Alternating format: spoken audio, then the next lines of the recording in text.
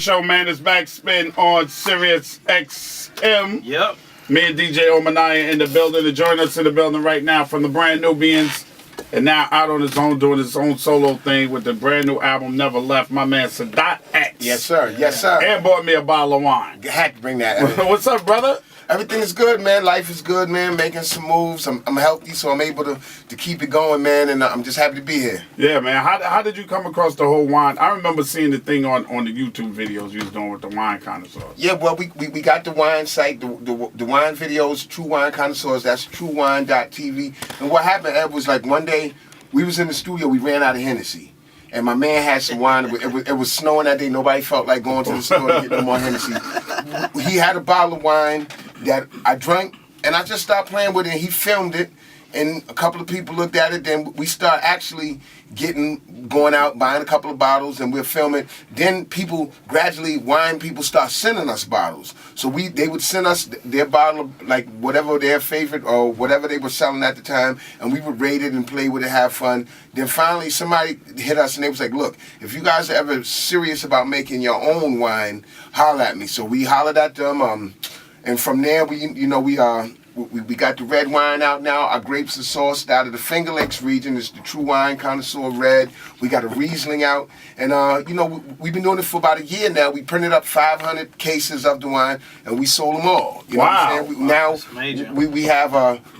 We ship everywhere now. So, what started out as like a little joke, little plaything has turned into something serious for us. Isn't that the beauty of hip-hop? Beauty of hip-hop, boy. You gotta love it. You can sit there with a bottle of wine and just start your whole movement. Opportunity. Off a bottle of wine and a video camera. Exactly. That's crazy. You can grab a piece of cardboard off the top of a box and write, "Come on, son," on it. yeah. All right. Start a fucking movement and sell hats and T-shirts. There you go. Mm-hmm. Emojis and all kind of shit. It's just a beautiful thing, man. When did you start with Brand Nubian? What year was that? Oh man, we started at Brand Nubian about 89, 90. What happened was, Pooh Bah had already been in the group Master of the Ceremony. Yes. And that's when we was all living in New Rochelle. And what it was is Pooh Bah was producing myself and Jamal. So we would go to the studio. If we got 8 hours, like Pooh Bah produced 4 hours for Jamal, 4 hours for myself. Right. What happened was, I think it was either Skeff or Jazzy J. One of them had a track, and we all rhymed on the track, and it sounded good. And they was like, yo, why don't y'all be a group? So, we rhymed on it, and since Pooh Bah already had the connections downtown, right, he took it downtown to the company, hooked up with Dante Ross, and it went right from there. Right. Who came up with the name Brand Nubian? That was all of us. We thought about it. We sat down because we wanted to make a name that meant something. And we thought, like, well, what is our music? Our music is black music. It's Nubian music. So we came up with Brand Nubian from there. Yeah, mm-hmm. and at that time you was Derek X then. Derek X, yes. Yes. Mm-hmm. How did Derek X switch to Satdat X? Well, it came because I was a member of the 5% Nation. Right. So I wanted to take a name that was befitting of the movement that I was in. So I took Satdat, and I knew how to build on it, and I chose it from there. Plus, Pooh Bah and Jamal, they were in the 5% Nation also. So right. I gradually fell in. Wow, that's crazy, son. Crazy. So, what names did y'all had to kick around names before y'all came up with? We had some. What's the L joints y'all had? Fruit of Life. We was gonna be in something. Three Black Brothers, and we had a bunch of names, man. It took us a minute to find that one name that stuck. But once y'all put it was on and popping then, son. Yeah, definitely. From day one, Brand Nubian came out and just shook the whole entire world up, man. Definitely. So you guys are solo artists. That's crazy. Yeah, we were all solo artists that like I said, Pooh Bah was producing myself. Like how sometimes groups be like, they spent 7, 8 years trying to get a deal, this and that. This literally came about within a couple of months. It was like all in the place, for real. Wow. And your first album came out the box as a classic. Yeah, we had 5 mics, and it's funny because that album was built out of struggle. Like, we was coming down, we was using Calliope Studios over there in Midtown. Right. So, we was coming down literally downtown on the Metro North. It was some days when we might have enough to get down, but not back. So we might have to hide in the bathroom or do whatever we had to do. Wow. To get down there. Wow. Yeah. Wow. So it had just no money at all happening. Yeah. We had to make it, man. That was the days when we was drinking 40s and sharing cheesesteaks. No doubt. Isn't that something, man, how hip-hop does a 360 for you in your Yeah. life, man? Did you ever think you'd make a living like all of these years from 88, 89 to 2015, and this is all that you've been doing? Yeah, I when we first came out, I just wanted to be the nicest. First, I wanted to be the nicest in my school. Right. I was like, if I could be the nicest rapper in the school, then I wanted to be the nicest on the block. Then I was like, well, if I could be one of the nicest in New Show, I had no idea that it would go on and I'll be going to different countries and seeing things. But that's what shaped me, man. Like seeing different people and it changes your views once you meet certain groups of people. It's like, you're like, well, these people ain't bad. Right. You know, they good. So it was a beautiful thing. Yes, sir. Jam Master Jay's 50th birthday. Wow. As we respect that brother, Jam Master Jay, we got Legend. Satdat X in the building. Yes. Brand new, being solo album, Never Left. This is solo album number what for you? This is like solo album number 5 for me. It's called Never Left. And the meaning behind that is that, like, you know, while a lot of people went away from the New York sound, I kind of stayed with it. This album is basically an album for grown folks, people that going through relationships, people that are raising kids, and people that are paying bills. If you're doing one of them 3 things, you're going to understand this album, definitely. Yo, Slow Down is definitely one of my favorite joints. I mean, Yes, you were sir. just telling me off the air that it almost didn't make the album. Yeah, well, what happened with Slow Down is, first of all, I was going to Hunter College at the time, and I had heard, I was up late one night, and I seen this Edie Brickell video with that song. I'm not aware of too many things, so I went and bought the 45 of that record. We tried to loop it up at the beginning of the album. Somehow we couldn't loop it right. It wasn't working, so we forgot about it. We went and did the album. It was the last day of the album. We had about a couple of hours. We had to turn the album in, turn everything into Elektra. And we started playing with it. We looped it again. And this time it worked. You know what I'm saying? This time it worked. We threw it down real quick, and that was the last joint that we did. Now, who said, all right, Satdat, get in there? Basically, it was Did you already have a rhyme written for it? I already had the. Well, we sat actually. We looped it and we wrote right there because that's what we used to do, man. Like a lot of times, you know, we have these marathon sessions, man. Especially playing with Pooh Bah, because you know Pooh Bah, we might tell him to be there at 1 o'clock. He might not get there till 1 in the morning. So we had these marathon sessions, and we just wrote it. This one, since it was the last one, we was under a time period. We had like 4 hours to get everything done, so we had to literally loop it, write it right there, and mix it all in that time frame. Yeah, but it ain't the same record if you ain't going, hey, baby, your hips are getting big. Exactly. Like somehow, like that was What inspired that? I don't know. Like it was like the times then, like, you know, because that was coming out of the hard 89, 90s. That was the hard crack era of New York. Right. Hard crack era, and just seeing people fall off and seeing how you might have seen this girl that was looking good a couple of months ago. Now she started smoking and she going down, and it came out of that. Definitely. Yeah, man. Yeah, definitely has. That's a classic line right there. Without that line, it is not the same record. Exactly. I feel that too. Yeah, and did y'all think when y'all turned that album into Elektra it would be the classic that it turned out to be 20 some odd years later? Well, I knew that it was good, and we was just hoping. I was like, well, hopefully these people understand, because see, when we put out the album, it took about 2 or 3 months for it to really pop like that. Like, we put it out. And then, you know, it was going. Then, like, I remember we went to LA to do something, and when we came back, everybody was playing the record. And I was like, wow, man, it was just like it was shocking. And you know, we got caught in that hard bootleg era. Yeah, they caught us with that too. But you know, we was just glad, man, for it to come out, get the proper due that it got, man. Yeah. Just everybody seemed like they fell in love with that album. Yeah, absolutely, man. That shit is so classic that it doesn't matter. Well, you drop that shit today, and everybody is jumping up and down. I remember seeing y'all at the building. Yeah, the building. The building. Wow. You know what I mean? Hell yeah. I was brand new being at the building. Hell yeah, no question. Yeah, absolutely. You did get caught up in that real bootleg shit too. Yeah, P-Rock and CL Smooth. Exactly, yeah. A lot of people. Tribe got caught up in there. Daylight got caught up in there. Yes, they did. Because I remember being around them sometime, man. And when you catch the kind that would just turn people table over, because Tupac used to do that all the time. We did that at first, but then it was like, yo, you turn that one over, and it's one right down the block, and then there's another one. You just couldn't stop it, man. We just hoped that people would get the real one. You know what I'm saying? And that's how it was. But like we did that. I'm telling you, we knocked tables over, took tapes from people, and we'll be right back tomorrow. My brother, I am just trying to make a living like you, my friend. That was it. Please right do there. not turn my don't touch my table. Yes. Don't touch my table. Okay. I got these straight from Electro Records. They sent me this themselves. I'm lying out of here, motherfucker. I'm bootlegging my shit. You taking money out of my pocket. Hell yeah. X in the building with us, man. Yeah, man. Yes, sir. Yeah, man. We're talking about the golden era of hip hop. Yeah. How things changed, man. I was just saying how I think money just ruined hip hop, man. Yeah, man. Because it became all about the money. You know what? Half the time we came out, our sneakers didn't exactly match our outfit. Nah. Oh yeah, nah.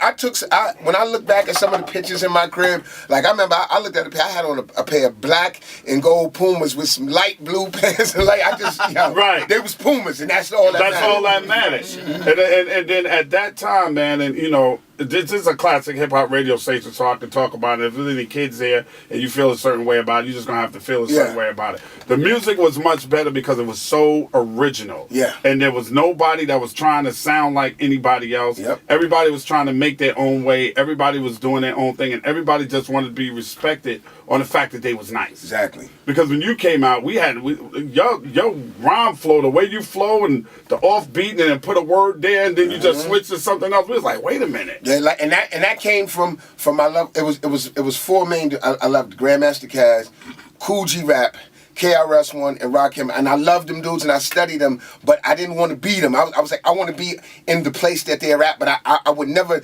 discredit or try to take fame off of their sound. But I loved them so much, but I didn't want to beat them. I wanted to be my own person, and that's where, you know, a lot of it's been lost now. I mean, you back then, especially back then, if you wasn't nice on the mic, they'd tell you, yeah, homeboy. Oh yeah, absolutely. Turn his mic off. Turn his mic off. Yeah. If you wasn't nice, and you know what we missing too, the minor league is missing, man. Yeah. The minor league was the park jam. Yeah. The minor league was the block party. Yeah. Right. The minor league was the after school center. Yep. The minor league was the lunchroom table Yes, in sir. high school. Yes. The minor league was the ciphers. Yep. Not battle. Not just fuck you, rapping. or put my dick in your mouth and Just rape your rapping. mother. Yeah. That's cool. turns, take Love turns. battles. I watch them just like everybody else. Right. Love battles, but the minor league was the cipher. Proving Yeah. yourself in Okay, that cipher. the cipher, and there was really nowhere you could go where you didn't see a cipher. Especially once cats start making videos, and cats start knowing other cats from all over the Yeah. place. You go to a Tribe Called Quest video shoot, son, and that cipher was there. Yeah. Yeah. You know, I seen Consequence in the cipher.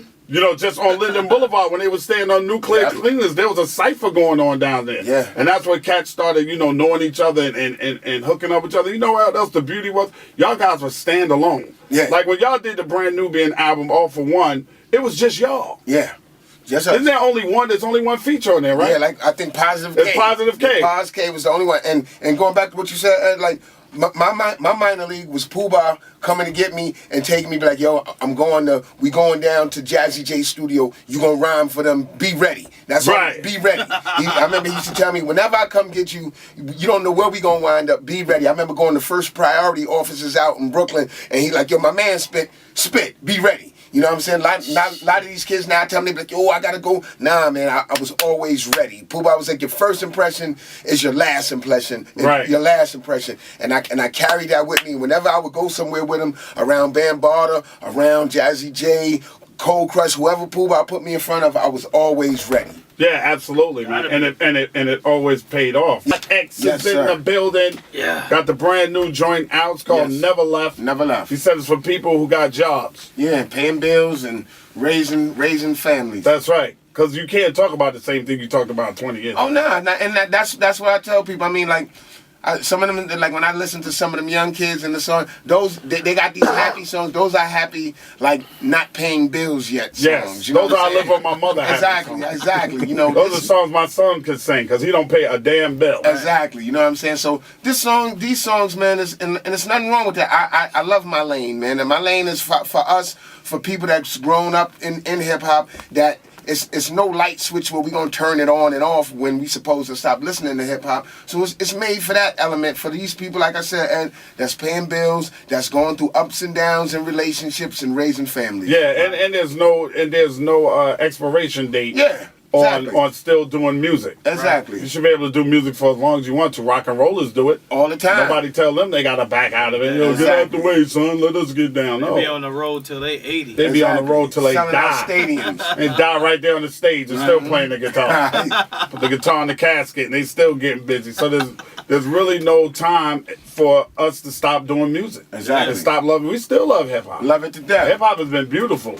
Right? Definitely. Beautiful for me, man. It's afforded me an opportunity, man, to see the world, man. I don't know what else I would have done that has taken me to this many places, met so many good people, black, white, Chinese, straight, gay, whatever. I just met so many people, man, where when I do finish this, I can look back and thoroughly say, yo, I loved it. I'm not mad at anything that behind it, and it's been a great ride. Let me tell you something, man. The spinners still get down. Definitely. As long as y'all are around, Definitely. we will show up to see Brand Nubian. Definitely. Right? We would be in our 70s going to a Brand Nubian concert, yo. Because my mom still want to go see her groups. Oh, yeah. And it might be one of them that's original. One of them originally. He's still holding it down. That's still. right. So teach your kids, your nieces and nephews, and your sons, your parts in the record, so they can step in and do it Hell for you, yeah. man. So somebody can keep that legacy going, man. What inspired? I always wanted to ask you this. What inspired Punks Jump Up to get beat down?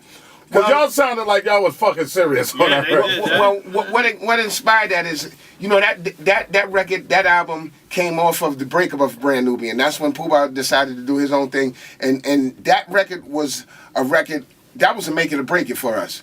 That record right there, because we knew once he left, Pooh Bah had already been established, and he was a known entity. We had came out with Brand Nubian, and when we broke up, I think a lot of people felt that we wasn't gonna make it.